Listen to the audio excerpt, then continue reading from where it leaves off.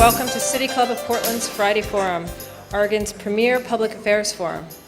I'm Sue Thomas, president of City Club, and I welcome you all, those of you here at the Governor Hotel and those of you listening on OPB or KBPS radio or watching on cable television. Thank you for joining City Club today, Friday, October 9th, for this week's Friday Forum. Today we welcome two speakers who will address what Oregon is doing to improve children's eating habits. But first, some announcements. In consideration of those sitting close to you and those in our radio and television audiences, I ask that everyone in the room who has not already done so to please silence your cell phones and other devices that make noise. As always, we offer our appreciation to our Friday Forum corporate sponsors, whose generous financial support make these time-honored City Club luncheons possible. Please help me welcome as our sponsors the law firm of Baron Liebman and Zimmer Gunsel Frasca Architects.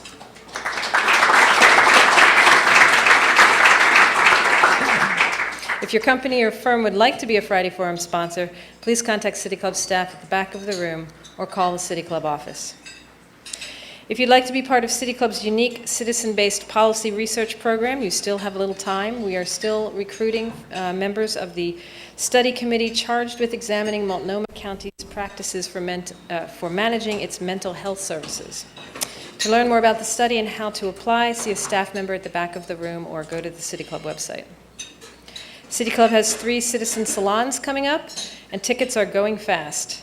To join an intimate discussion about issues of vital importance to Oregon, please register for a citizen salon at the City Club website. At next week's Friday Forum on October 16th, Forest Resources scientist Kathleen Wolfe will examine the environmental, social, and economic benefits of green spaces in our cities. And now on to today's program.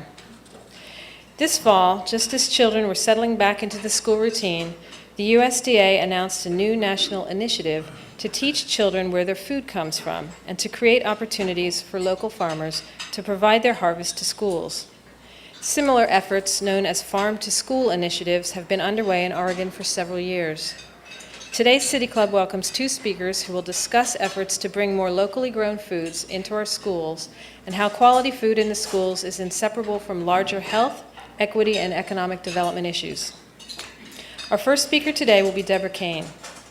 Deborah currently serves as Vice President of Food and Farms at Ecotrust, a Northwest-based conservation organization. Food and Farms works in collaboration with a diverse coalition of partners to promote long-term community health and expand market opportunities for regionally produced food. Prior to joining Ecotrust, she ran an independent consulting business specializing in sustainable food and farming contracts and served as executive director of Food Alliance. Appointed by Governor Kulongoski, Deborah also served for 3 years on the Oregon Sustainability Board and is a founding member of Friends of Zenger Farm, a working farm located on land owned by the City of Portland. Our second speaker today is Kristy Obbink, the Director of Nutrition Services at Portland Public Schools. She has served in the Portland District since 1979 and has seen Portland schools move from individual, made-from-scratch kitchens to the current practice of purchasing most entrees partially prepared and frozen.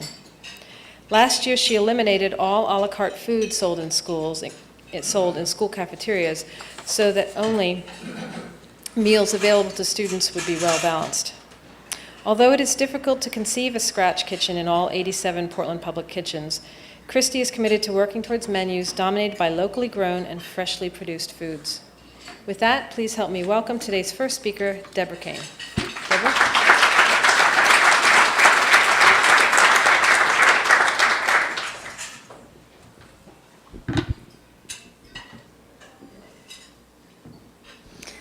Thank you. What an honor to be here. As mentioned, I'm Deborah Kane, the Vice President of Food and Farms at Ecotrust and also the publisher of a quarterly magazine called Edible Portland. And today we're here to talk about school food in Portland. But before we do that, I thought I'd share some tidbits from the nation's capital. So about 2 weeks ago, Secretary of Agriculture Tom Vilsack posted a YouTube video of himself outside the United States Department of Agriculture headquarters in downtown Washington, D.C. "Do you know where your food comes from?" he asked. His question launched a new USDA campaign called Know Your Farmer, Know Your Food. It turns out that the United States Department of Agriculture thinks it's important for the American people to understand that food comes from farmers.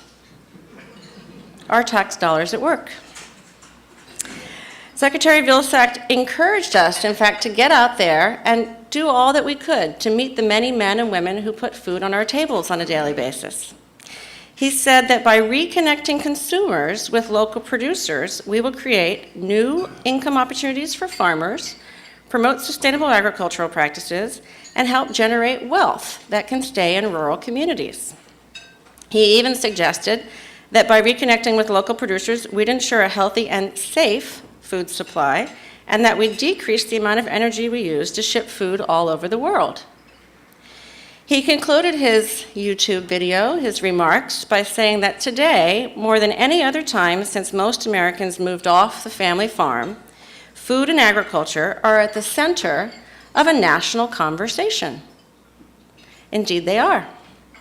In fact, in many respects, the school cafeteria is ground zero of that conversation about food and agriculture. How many kids can we honestly say know where their food comes from when they sit down to a meal in the school cafeteria? Studies suggest that kids are much more likely to recognize corporate logos than carrot tops growing out of the soil. So I'd say it's a perfect time to be having this conversation about food and agriculture. As I'm sure you all are well aware, we're in the midst of a high-profile national debate about healthcare reform. And yet our relationship to food, our understanding about where it comes from, and the dietary choices that we make each and every day, of course, are completely linked to our overall health and wellness. And as a nation, we are not well. Nearly a third of the children in this country are either overweight or obese, and a third will suffer from diabetes at some point in their lifetime. Medical experts warn that we may be on track for our youngest generation to actually have a shorter lifespan than their parents as a direct result of the obesity epidemic. We actually, I would say, have a moral obligation to help our children make healthy eating choices. It actually really does matter whether or not they can recognize a carrot top growing from the soil. And schools, of course, are not the only place that children learn their eating habits or where eating habits are formed. But the fact is that most kids in the United States do attend public school and actually spend quite a lot of time there in that learning environment. And for some kids, the meals they consume at school represent 2/3 of their daily caloric intake. In the state of Oregon alone, 53% of the students who eat school meals do so as a result of the free or reduced meal program. So those meals really matter to those kids. So you have to ask, is the federal school meal program structured in such a way that it helps us teach kids how to make healthy choices? Are we engendering lifelong healthy eating habits?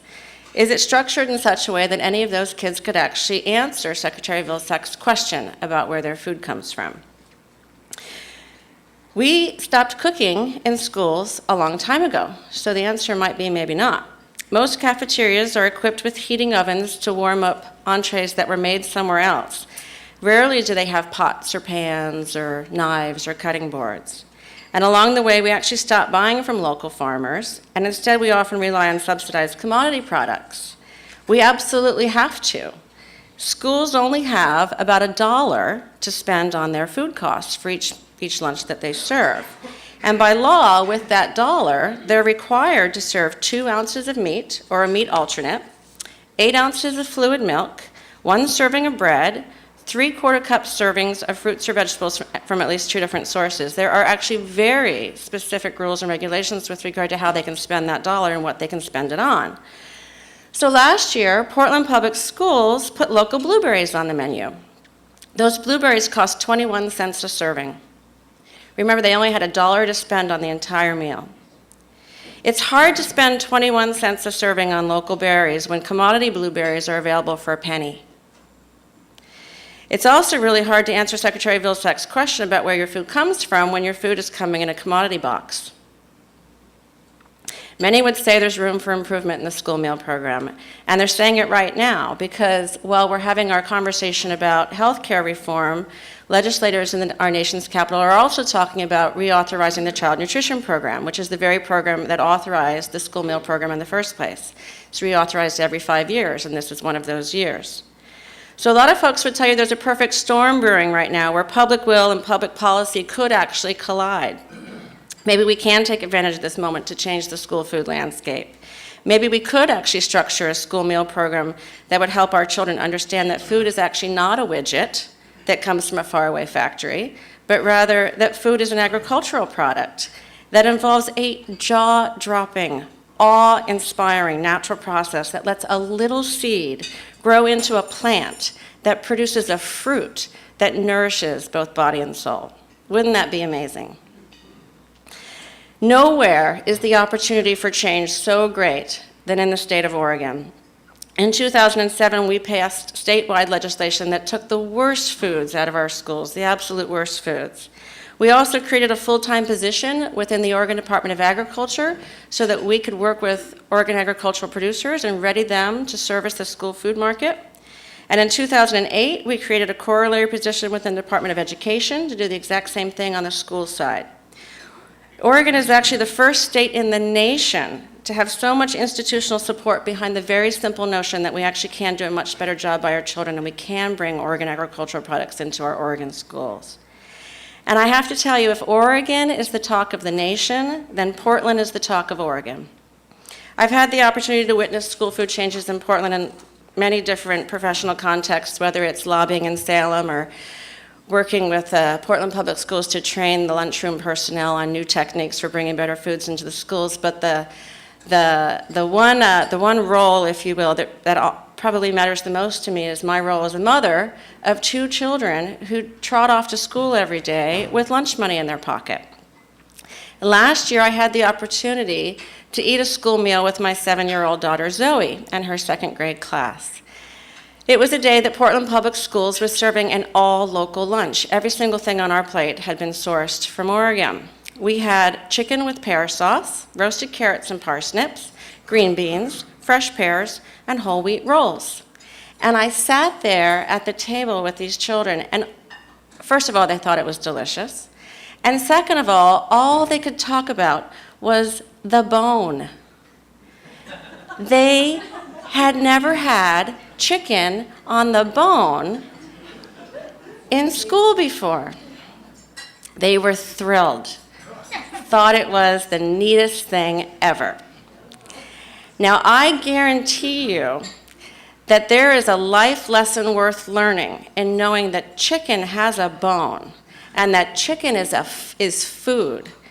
And knowing the difference between food, such as chicken on a bone, and food-like substances, such as chicken-like product that's been extruded and pulped and stuffed into a chicken drumstick-like casing before it's breaded and fried. That is absolutely a life skill worth learning, and they learned it in Portland Public Schools that day. Now, I also guarantee you that bringing in real chicken, even for only one day, was a Herculean effort on the part of Portland Public Schools.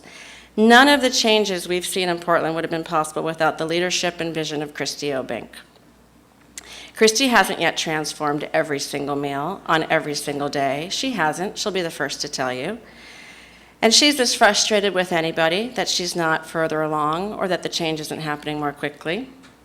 But today she's going to give us a sense of where we, folks who care about creating lifelong healthy eating habits in our children, where we need to push and how we can help as she works to transform the school cafeteria place where on any given day a child could actually answer Secretary Vilsack's question. Yes, Secretary Vilsack, I know where my food came from. Yes, today I had the opportunity to make good, healthy choices so that I can grow up to be a happy, healthy little kid. So please join me in welcoming Kristy Obbink, School Food Services Director at Portland Public Schools.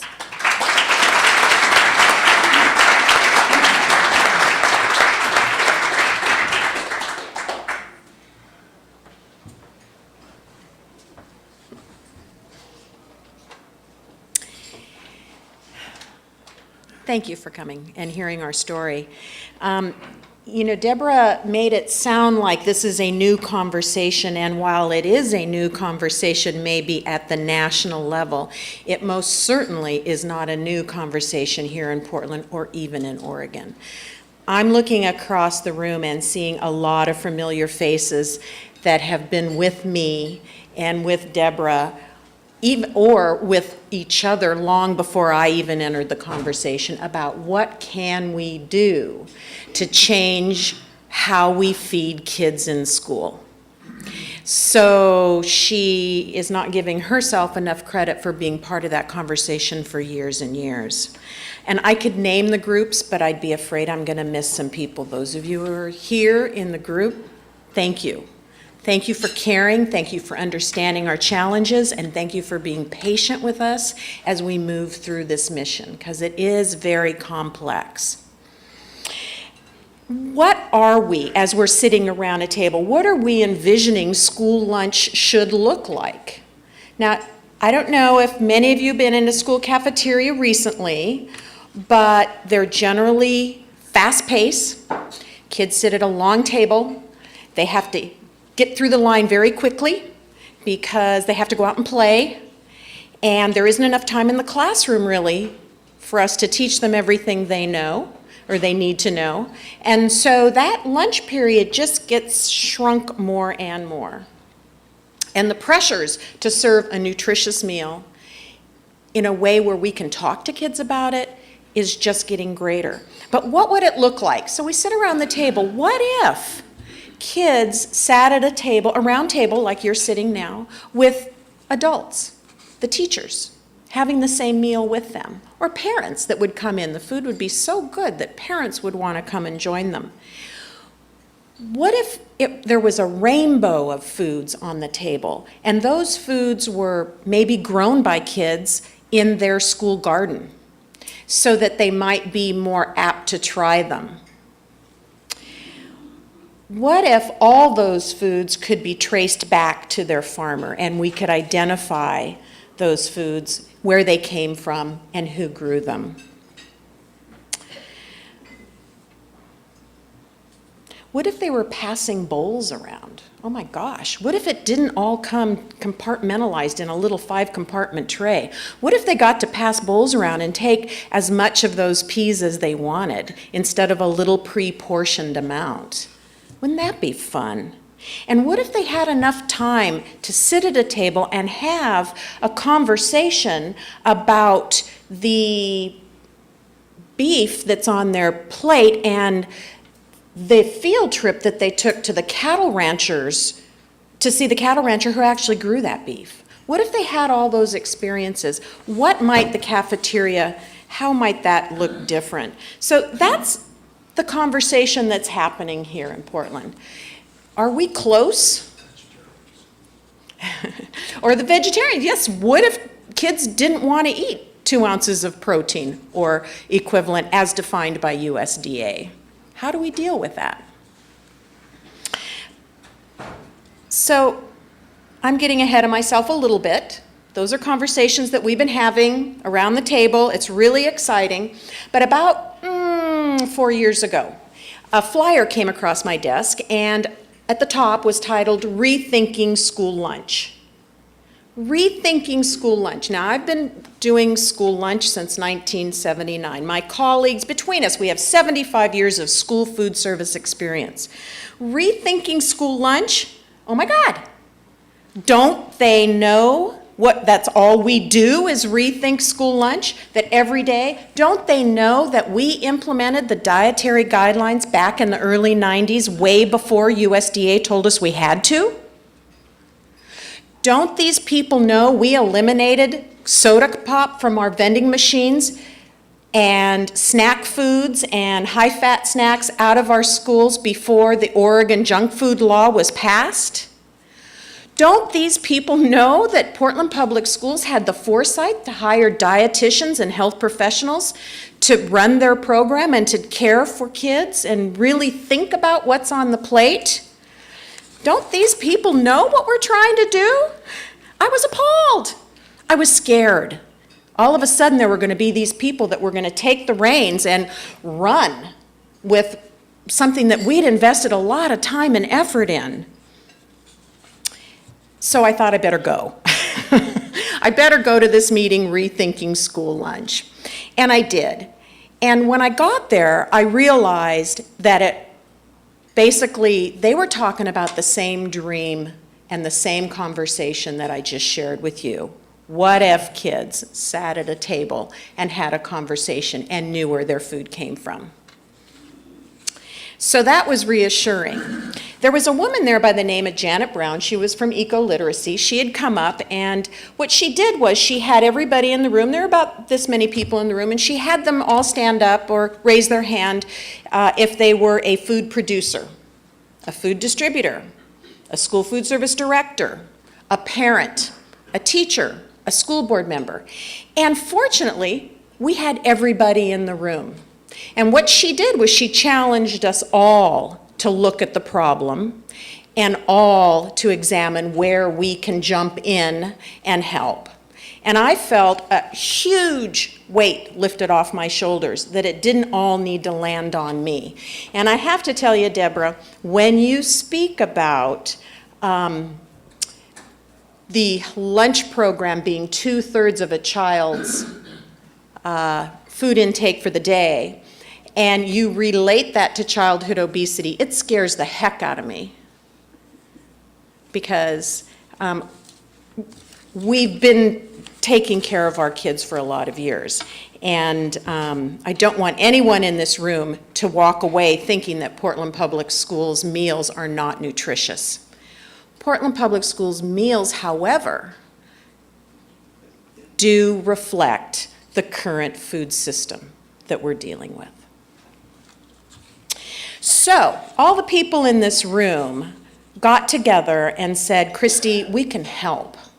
There are people who are talking about this. It's not all your problem. We know that schools aren't going to solve this issue. And that was helpful, and that felt good. Now, all of a sudden, there are folks out there willing to help us. So, let me tell you where some of the areas that we stumble up against are. Obviously, funding. Funding is huge. Deborah mentioned $1 for each lunch for food. It's about $1.10. And then, of course, we do get commodity foods, which are valued at about 15 to 20 cents, depending on the year. All the money that a school food service operation has to work with either needs to be generated through the sale of meals or it's reimbursed through USDA for feeding children of low income. We are not part of the general school fund. Schools want to keep those dollars quite rightly in the classroom, not supporting their child nutrition program. So basically, we're a business within the school district, and we have to operate like a business. So now all of a sudden, since we're a business, and if you were a business, you would definitely want to make sure that your product met your customers' needs or wants because they talk with their dollars. Now all of a sudden, we have to cater to students' preferences, right? What do they want? What do they see on TV? What are they getting from home? What kinds of foods are marketed in grocery stores at eye level for kids? Look at the cereal aisle. Where are the sugared cereals? At eye level for kids. So now we're dealing with a population of kids that are demanding foods that we don't necessarily want to serve. Okay? So we balance foods we want them to have and foods we know they'll eat. And those two oftentimes are not the same. The school environment is an issue. I mentioned before, we have to rush these kids through the cafeteria line. There isn't enough time. Our buildings are old. You all know the average age of our buildings. I'm not quite sure. There's people in this room who know that. I want to say over 65 years old. Okay? These buildings, are not equipped for a modern food service operation. And as Deborah said, we have over the years taken away some of the equipment that would help us prepare meals from scratch. Fortunately, in Portland, I don't want to leave here without you knowing that Portland Public Schools is on a mission to really, they've examined their schools, they're looking at what it's going to take to replace or repair those schools, and they're visioning around what those will look like. And they're doing that in a very strategic way, and guess what? Cafeterias are part of that vision. They're examining that. Cafeterias. What's happening on outside of the building? Is there a school garden where kids can learn to grow things? So they're being very thoughtful about that. They've not forgotten us, which I really appreciate. Professional development. I think Deb alluded to the fact that many of the people who work in our kitchens don't know how to prepare some of these foods that we don't know how to cook. There's a lot of people around that don't know how to cook anymore. Convenience foods. We have 2 partners working to support a family. So convenience foods have sort of bubbled their way up to being the norm. And so cooking from scratch is not an easy thing. How to use a French knife. Not all our staff knew how to do that. We're getting back to it. Policy. What about policy? We're a USDA program administered by the Oregon Department of Education Child Nutrition Program. We're inspected by Multnomah County Health Division. We're audited annually by the district and by the state 3 to 5 years. And if found deficient, we have to pay money back. So we're a heavily audited program, and there's a lot of policies that restrain how we can move and make changes. So we have to be very mindful about which changes we can make and which we can't. So where can we press to make a change without getting ourselves into trouble? Or can we change the policies? And there's a group in Oregon that are working on that. How can we look at this differently? And then curriculum. What about what's happening in the classroom? What are kids learning about the food they eat? Should that happen in the cafeteria? I think we need to support it, but I don't know that we have time in the cafeteria to do that. Are they using food to study the environment? Are they using food to study economics, social studies, science, math? It can be integrated into all those areas. And as kids know more about food, or know more about the foods they eat, then they will obviously make different choices. So now we have these partners. 4 or 5 years ago when we came to the table, so what have we done differently since? Deborah mentioned in my bio that we eliminated a la carte foods a year ago. That's not true. We actually eliminated them 3 years ago. That's right. And let me tell you a little bit how a la carte foods work, because there might be other districts that still do it. In the lunchroom, there's the meal, and that's the meal that Deborah described as needing to meet all those USDA requirements, and it's a balanced meal. It has fruit and vegetables and protein and grains. But then there are these other foods that cafeterias tend to sell, and they use the sale of those foods to supplement the other program because it's so underfunded. And generally those foods are foods that are quick sell foods because we need the money. So they're chips and they're cookies and they're just fast foods, snack foods. But in Portland, we don't do that anymore. But it is still a reality. Now, in Oregon, fortunately, we're lucky enough to have some forward-thinking folks that said to Oregon, we need to limit what those foods are, and there are now guidelines that dictate what those foods can be. We also started Harvest of the Month. And Harvest of the Month, it seems like a very simple thing. It's, we feature one harvest, one local farmer a month to serve in the cafeteria and to hopefully teach kids about where that particular harvest came from. I have to tell you, in 2.5 years, we have not had a single Harvest of the Month go smoothly. Every single time there's a challenge. Corn, for instance, corn on the cob came in these great big cardboard boxes that had been iced, and they got soggy, and the bottom of the boxes were falling out, and because the ice sat on it too long, there was mold starting to grow on the corn, and we had to toss the whole thing, right before the morning of.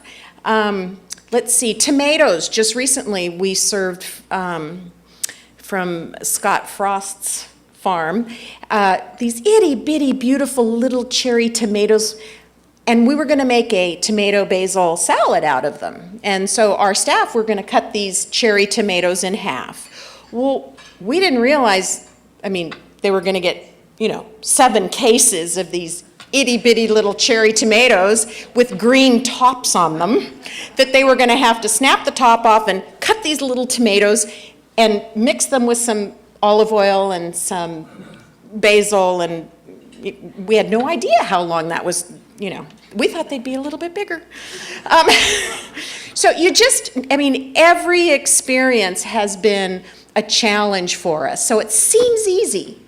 It should be easy, but it's not. And the farmers themselves don't understand our language. For instance, when we did winter squash, and we asked the farmer, well, how big are the winter squash? Well, I don't know, they feed 4 to 5 people. Okay, perfect. We'll buy a winter squash for every 4 or 5 kids.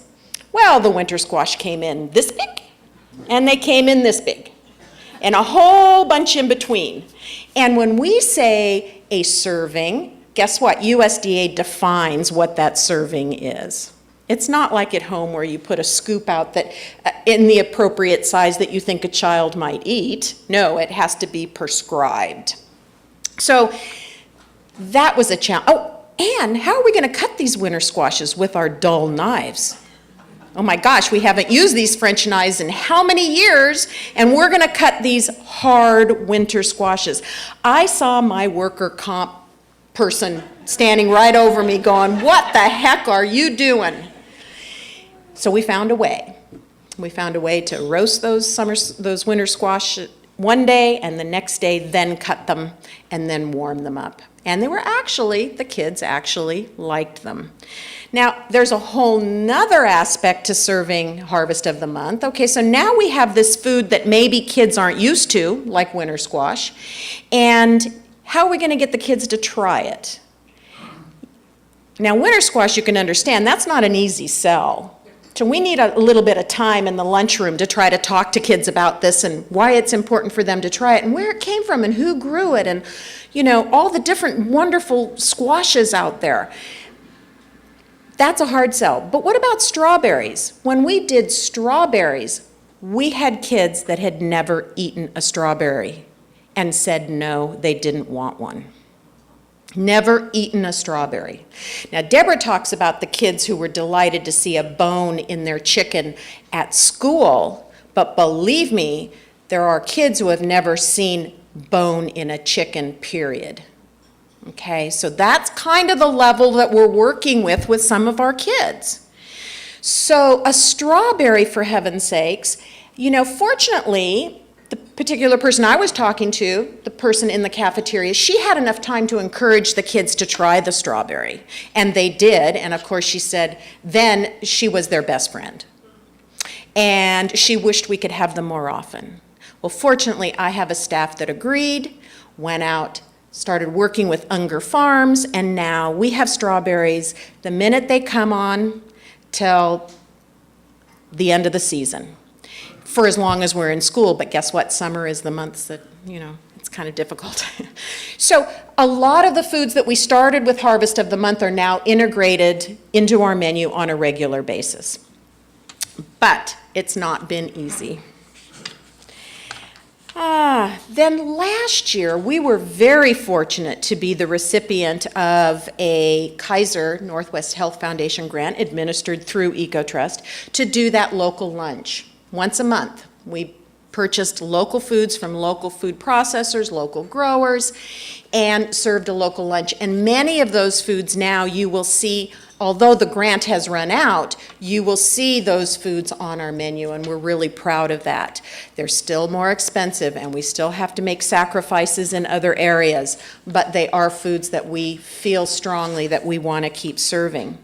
You'll also see more homemade foods on our menu now. So although we don't have fully functioning kitchens, and maybe we can't make a roux and we can't make some of our sauces, we most certainly can make some simple things like a grilled cheese sandwich or a bean and cheese burrito or our chicken quesadilla. So all of those now are homemade in our kitchens, and we're starting to get back to that rather than buying everything. The connections made between the farmer and the food processors and our kitchens have been phenomenal. I can't take credit for this, but I have a staff that work very hard to get shepherd's grain flour, for instance, which is wheat or milled in Spokane from wheat that's grown in the Northwest, Eastern Washington, Oregon, and Idaho. Get that wheat to a local bakery so they can make the bread for us, which again, most of it's whole grain.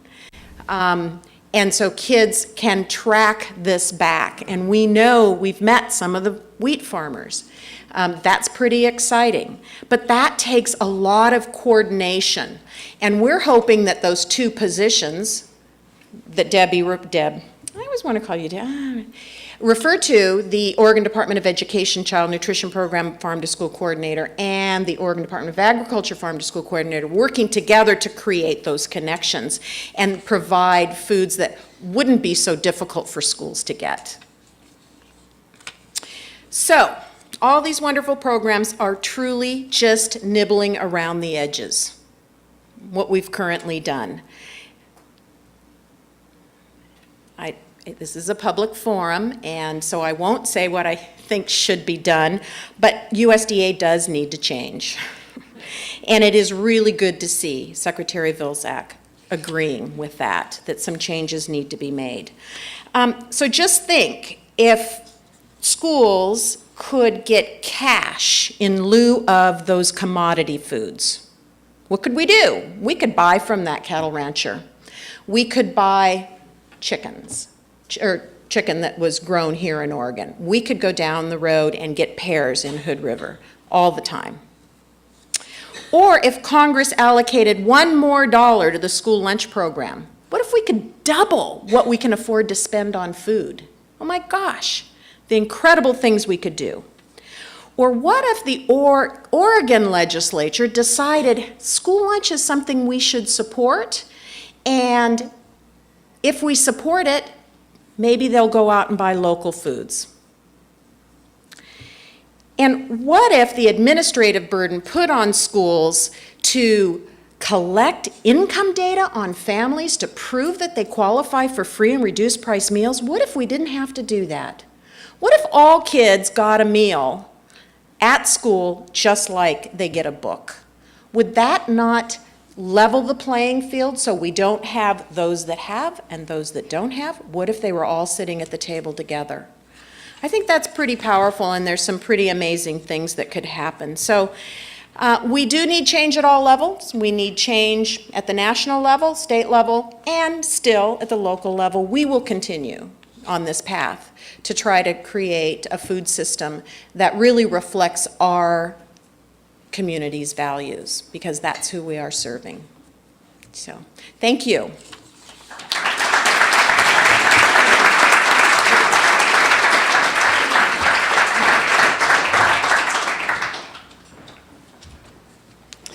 The first question for our speaker, as always, will be from our City Club host. Our host today is Jamie Armstrong. Jamie is a longtime City Club member and Friday Forum committee member. Her favorite forums to develop relate to food, sustainability, and education. She is a part-time arts administrator, freelance grant writer, and co-owner of Ah Wines. Jamie.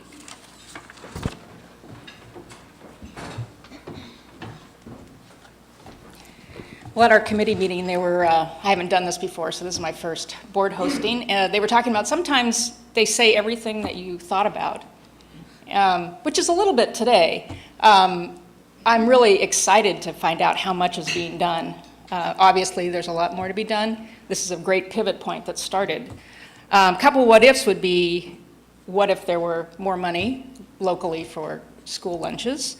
What if we didn't have any corn syrup in the schools? What if learning happened more inside the classroom around that? It looks like they're starting that. What would happen if cooking happened at the school level? So, you know, there are a lot of places to insert the community in these discussions, and I would like to know what you think are the most important pivot points for the community to engage in this, so that those changes that you started mentioning will actually start happening.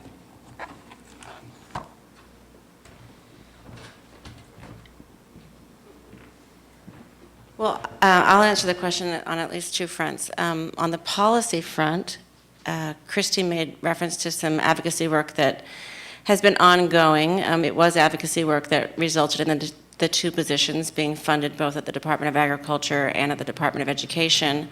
And the final frontier for that group of advocates is for us to go back down to Salem and actually, as Kristy suggested, convince the Oregon State Legislature that it is worth investing Oregon State resources into the school meal program. Oregon is one of a handful of states that doesn't actually contribute additional state resources to the federal reimbursement for school meals. And so we would like to see that changed and expect we'll have a pretty good chance of getting that done in 2011. It was all but accomplished in 2009, but for the worldwide recession. But we didn't run into too many folks in Salem who don't think that doing right by our kids and doing right by our farmers is a good idea. So we expect a lot of success in that front on 2011. So people could definitely get involved in that, whether it's supporting the campaign or writing letters or sending in your advocacy emails. And then I would also just speak to the parents in the room or listening, and say that one of the best ways that you can get involved is to actually support the school meal program. Kristy and her colleagues all across the state, they need us in the lunchroom. They need our kids in the lunchroom. They need us there on the days when they've made changes, and they need us there on the days when the changes aren't there yet. I make a point of sending my kids to school with lunch money as often as they want to, frankly, and especially on days when I know that there's going to be a harvest of the month item, or a local lunch, or a special grain product that came from Eastern Oregon, because I want to support the data collection, if you will, and that gives us the proof that when we bring more locally grown products into schools, that the community actually responds and supports those changes. So send lunch money. The other thing that, of course, folks can do, parents and grandparents and neighbors, is talk to kids about where their food comes from and make sure that when they arrive at school and they see beets on the menu, because beets are a fantastic food that, of course, kids should be eating. Kristy feels like it's her job to introduce kids to new foods, but it's not her job alone. We all have a role to play in making sure that kids come to school not only ready to learn, but also ready to eat really great, delicious foods. And Kristy, I'll just say your points to me from the podium were really well taken. I'm so struck by all the various nuances of the conversation. Portland Public Schools and school districts across the state of Oregon and across the United States have been serving nutritious meals for a long, long time. They're federally mandated to be serving nutritious meals. We're just now at this point where we have the luxury of asking whether or not beyond nutrition, we want to start also talking about additional community values related to where the food came from. But the carrot from Oregon, we might be hard pressed to say the carrot from Oregon is nutritionally superior than the carrot from California, but it carries additional values that we'd like to see in our schools. But absolutely, point well taken. The meals have always been nutritious, and salad bars are fantastic, so.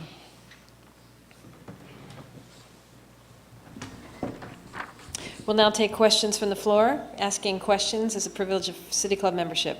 When you ask your question, please identify yourself as a City Club member and ask your question in 30 seconds or less. Hi, Leslie Lewis, parent of Portland Public Schools kids and City Club member, budding gardener. There's a resource that we have so much of here in Portland that I haven't heard you speak of, and that is quality chefs. I'm married to one. There are fabulous chefs doing great things with local foods in this community.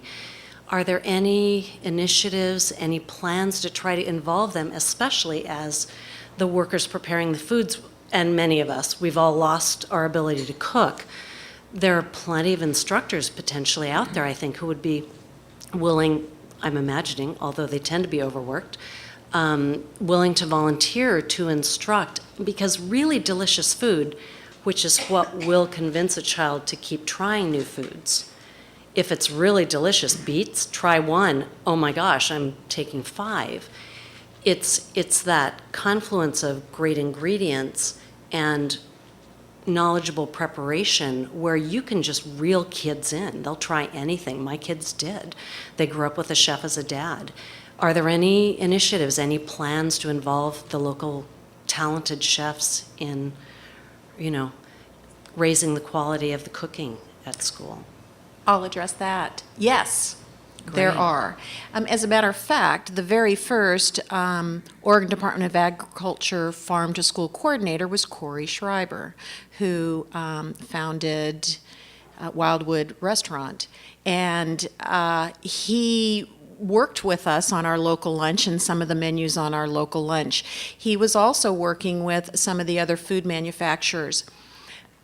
And we also have a chef at Abernathy School, which is a demonstration model for us. And matter of fact, the tomato basil salad was her creation, and serve that in all schools. So we are also using her expertise. We also just hired a chef in our management staff that is also a registered dietitian. So there are room for chefs that understand the limitations as we have them now, chefs that understand the budget as it is now, and hopefully in the future there won't be as many restraints and as many confines. Hello, Barb Wolf. I'm a City Club member and a mom and grandma. But anyway, I'm very impressed with what you've all addressed and how much you're doing already. However, it sounds like cost really gets to be the biggest thing. And this thing that a local berry costs 21 cents to feed them versus a penny on commodity foods, is there some kind of subsidy goes to commodity foods? Is there any way to get that reversed so that you're helping your local farmers? Because and cooking on site, those two things, the children would like the food better, they'd be more apt to use, it would be better all around. Is there anything can be done? Yes, I agree with you.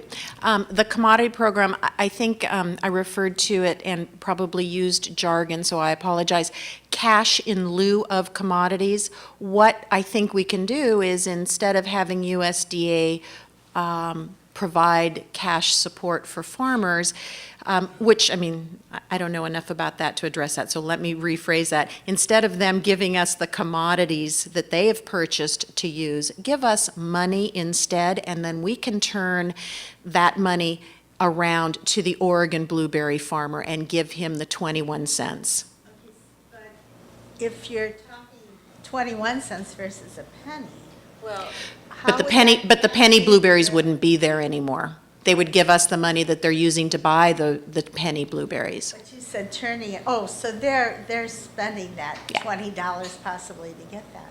And I would just add, in some respects, the comparison is a little unfair, but it did prove my point. Those that are buying blueberries for a penny through the commodity purchasing program, they're benefiting from tremendous economies of scale, because schools across the country are receiving massive quantities of those commodity products versus one, albeit large school district in Portland doesn't have the volume purchasing power to bring the price of those blueberries down on a local level.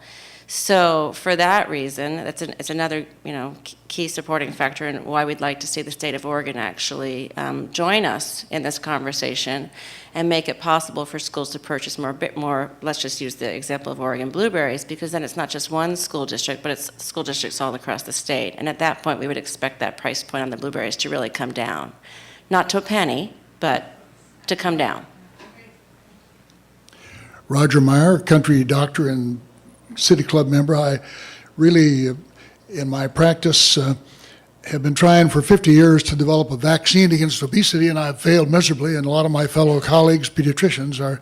And I wanted to know how the panel, I really am delighted at your expertise and of your conversation, but I think it seems to me what is missing is sort of school lunch or school meals. I think because a lot of schools also serve breakfast, and breakfast is a lot more important, I think, than lunch in my book for my 6 kids, and getting them to try new things. How do we combat? What is the vaccine prescription that you experts feel we could sort of eating education 101 for parents? Because I think we parents are, plus the marketing, plus the USDA are all the enemy. And I think the school is dancing as fast as it can. I think we really need, as a group, as a community, and as professionals, to address this and somehow, and you have the ammunition to give us to sort of start this eating education 101. Thank you for that. Breakfast is the most important meal of the day, and I appreciate. We have been talking about school lunch, but we use that in reference to all school meals. Right. And Portland serves about 12,000 breakfasts a day, 21,000 lunches. But how are we working as a community? Let me just give you a quick example. Breakfast is important, getting kids to eat breakfast, providing time. We've done some things at some of our schools where children can actually pick up a quick breakfast because we know they don't want to come to school early to sit and have a breakfast. They want to be out on the playground having a good time, playing and being with their friends. And so many schools allow children to bring a quick breakfast into the classroom that consists of fruit or juice and milk and a simple hot sandwich or something like that. But I just wanted to bring up a great story for breakfast. Okay, so the national brand breakfast bar, for instance, a real quick breakfast bar. They were brought to us as samples, wanted Portland Public Schools to give it a try. We gave it a try. The kids absolutely loved them because when you opened them up, they smelled like cotton candy and they had these bright little red flecks in them. And they were crunchy and very, very sweet. Kids loved them. Participation went out the roof. We said, no, we can't sell these. We can't do these. We can't do this for breakfast for our kids. We just can't. So we went to a local bakery. And we said, we want something different. And that bakery came to us with a product that was absolutely phenomenal. They spent months working on it. It's a whole grain breakfast cereal bar that has Oregon fruit in it, made with shepherd's grain flour, that is disguised as a cookie. Not really. But it looks more like a Fig Newton, but it has a bright package on it. Now, I would love to be able to get rid of the bright package because I don't think we should be enticing kids through that kind of marketing. But at this point, we've gotten a step closer. So there are groups out there working on this, really trying to help us get, we call it stealth nutrition, into kids. Hi, I'm Mary Lou Henrich, and I'm a returning City Club member, actually joined back up again because I wanted to come today and to herald the wonderful work that's being done. I'm with an organization, public health organization, that has been working with Kristy and Deborah and all the others. So anyway, I guess my kind of question is back again to the money, because I keep saying we need to follow the money, and looking at, and I think you've said some of the pieces about, what we all can do, and much broader than just us little group of folks that all kind of know each other pretty well. We need to have an army of folks that understand kind of the financing and the pressure. I was like totally shocked when I learned that the meals programs had to function as a business. And therefore, they were putting you in this bind of selling junk on this à la carte line to support. And just, there's so many other nuances and things that we don't have time for today.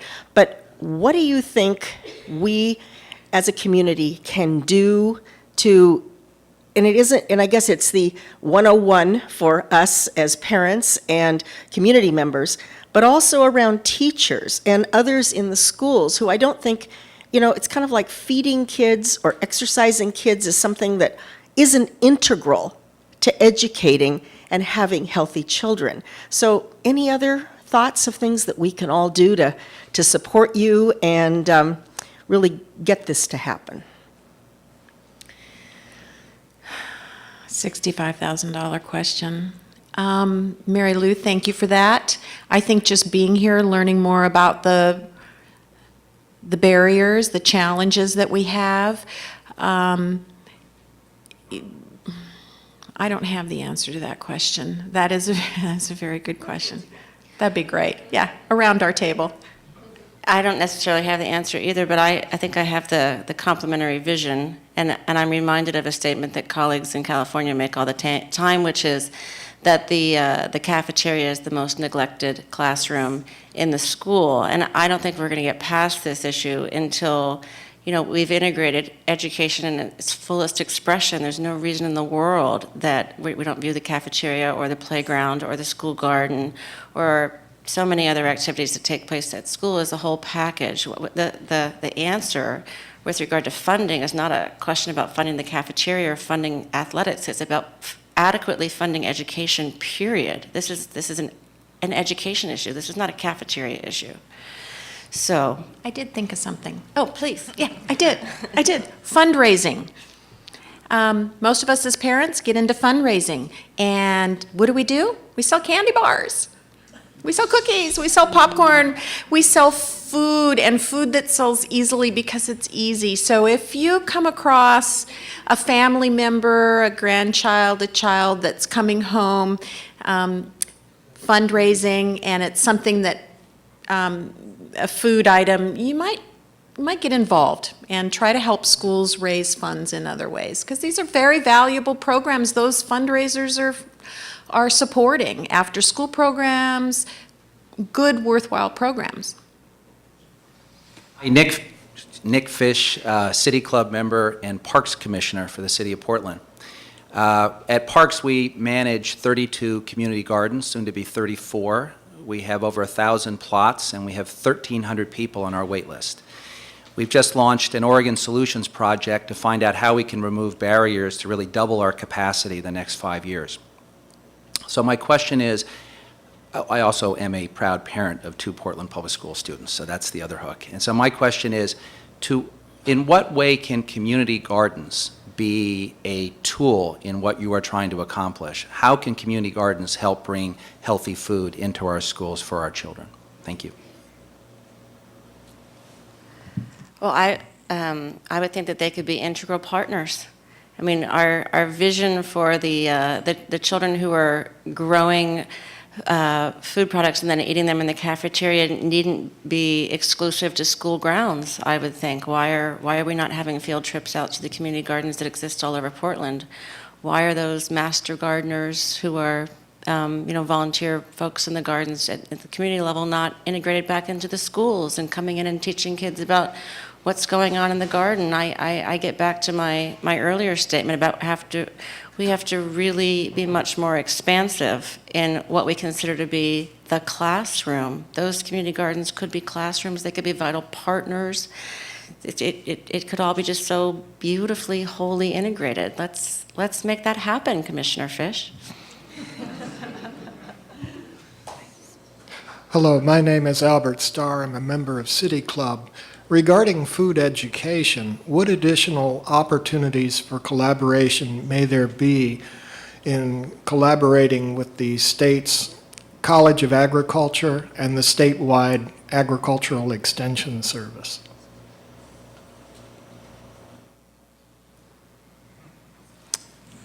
I'm going to answer the same way.